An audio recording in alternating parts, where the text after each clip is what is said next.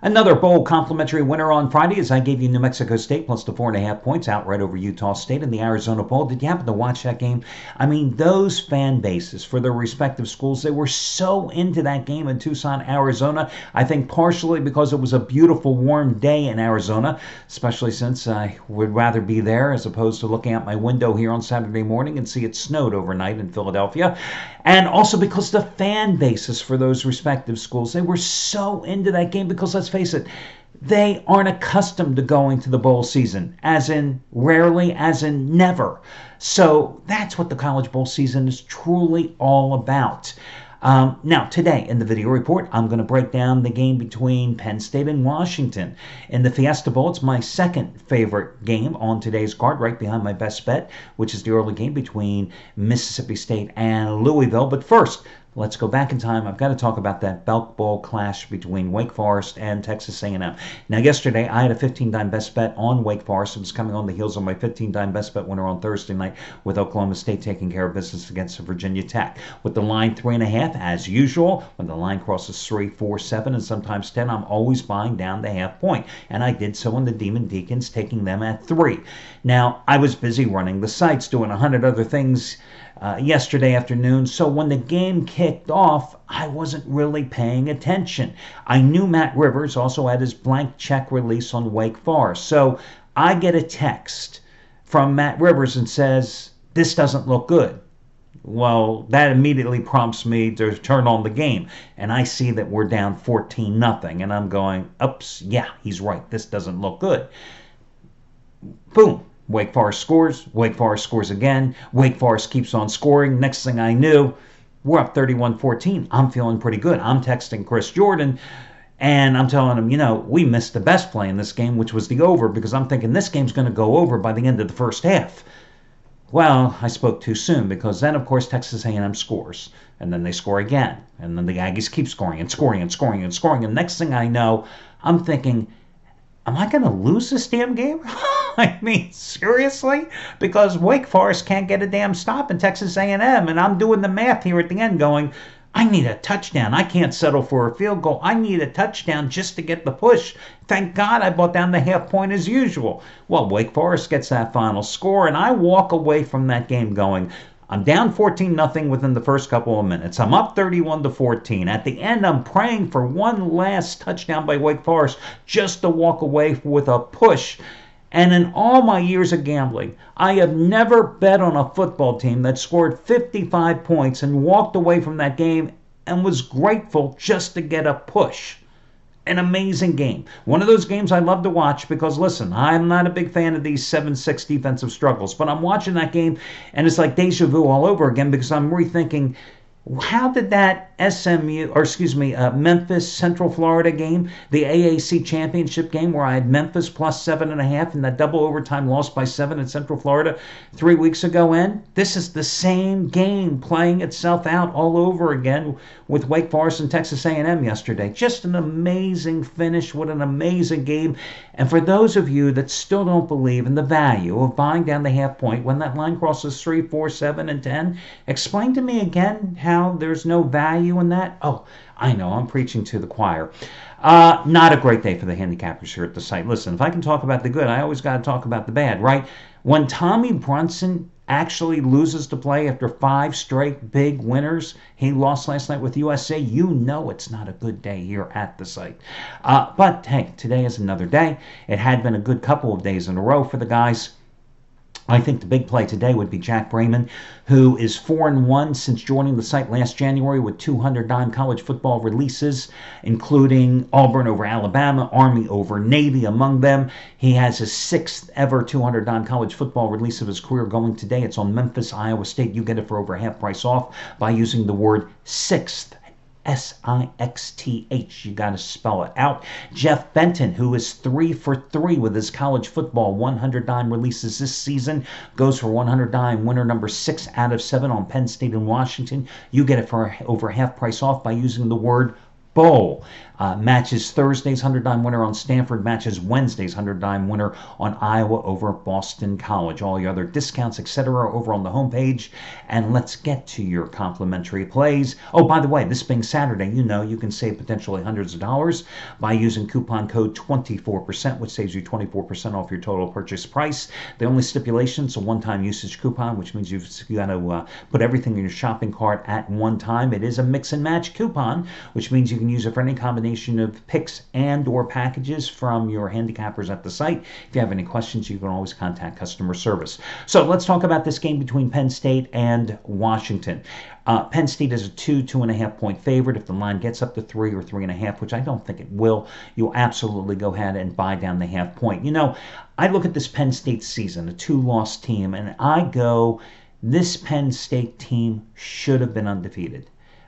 They collapsed against Ohio State. They collapsed against Michigan State back-to-back games. Games that they should have won. Shoulda, coulda, woulda. They should have won both of those games. They come into this contest with a 2-game bowl losing streak. For all that James Franklin has done here, don't think that James Franklin does not have his detractors in Happy Valley. There are some that still aren't satisfied with what he has done with the talent he has had the past couple of years. They're not happy because they think that he should have been playing for a national championship this year. And when you look at the way this team has collapsed in those 2 games against Ohio State and Michigan State, can you blame them? I mean, they had the Buckeyes and the Spartans right there, and they blew both of those games. Penn State does have some issues. The offensive line had issues this year protecting Trace McSorley, but the offensive line is now the healthiest it's been all season. The bowl layoff has certainly helped. Defensively, they have some issues. Their pass rush is not as that great, but this is still a quality team. And it starts with the offense, with McSorley, who is a very underrated quarterback because he can beat you throwing the ball 26 touchdowns, over 3,200 yards, passing a 65.3% passer, and he can beat you with his legs, over 400 yards rushing, 11 touchdowns. And of course with Saquon Barkley, who, when you look at his numbers this season, and this may or may not be his last game. He says he's going to wait to the last minute to decide whether or not he's going to skip his final year of eligibility and turn pro. You look at his numbers, and 1,134 yards rushing and 5.7 yards per carry, 16 touchdowns, 47 receptions, a dangerous returner as well.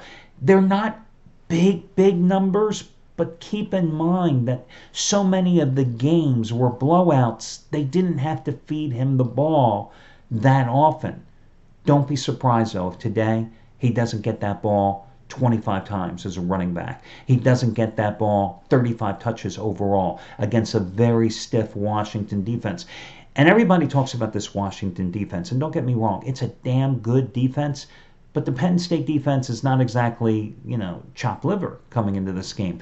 And also, when I look at this Washington team, this is a Washington team that, as good as its run defense is, was it able to stop Bryce Love when it lost to Stanford? No. Bryce Love, 30 carries, 166 yards, right?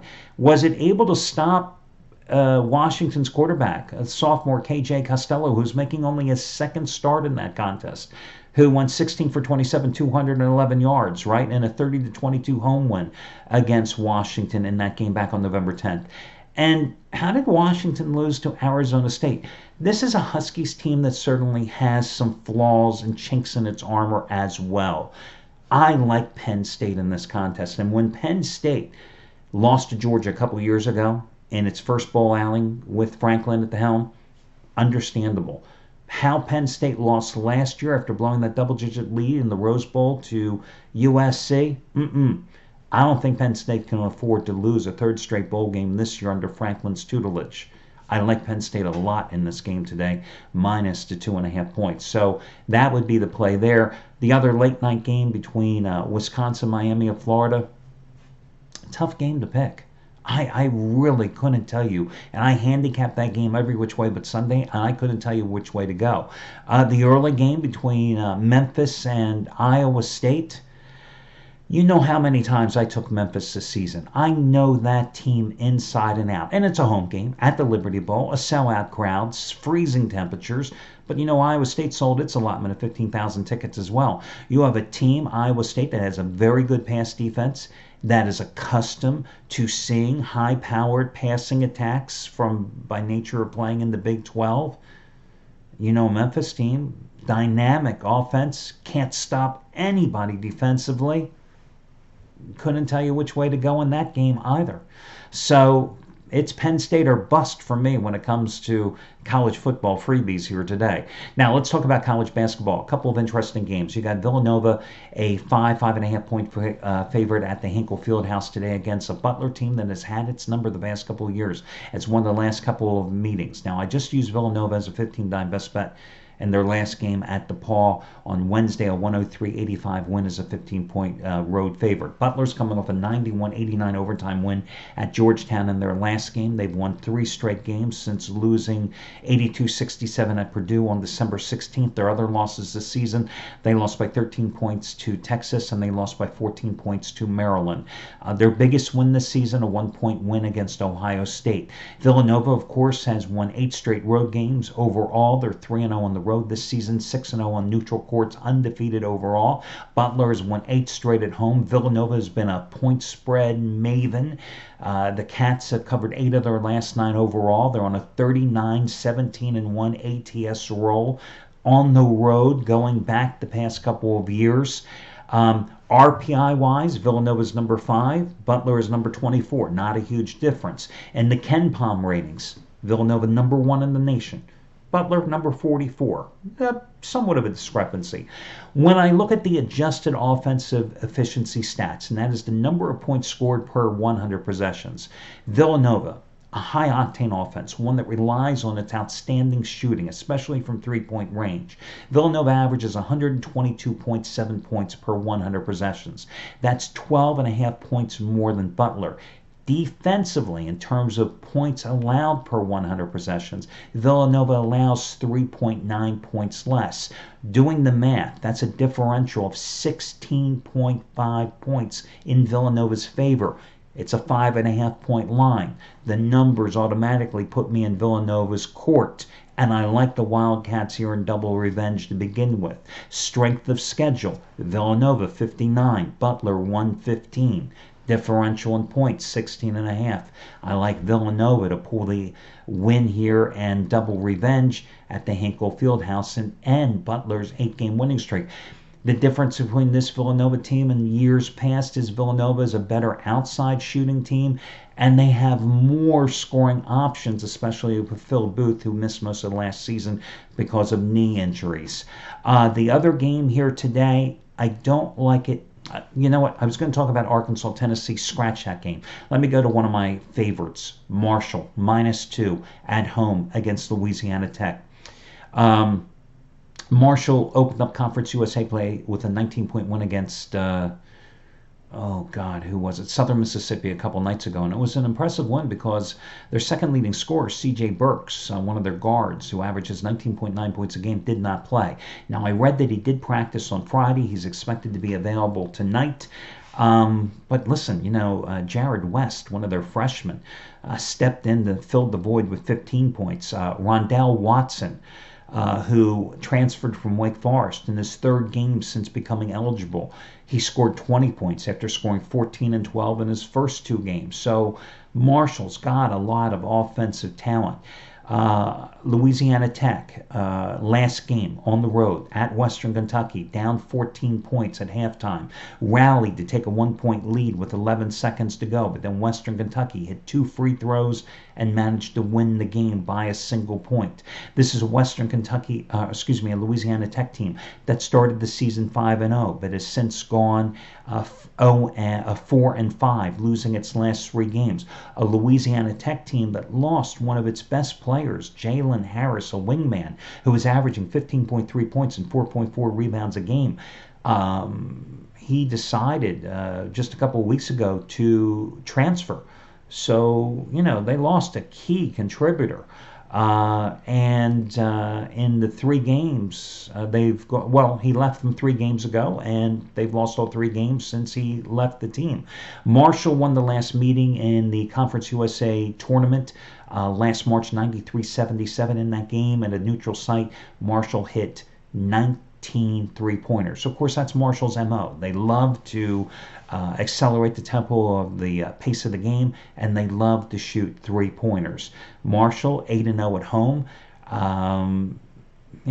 Again, I got to go with Marshall minus the 2.5 in this game, and that's going to be your other complimentary play along with Villanova.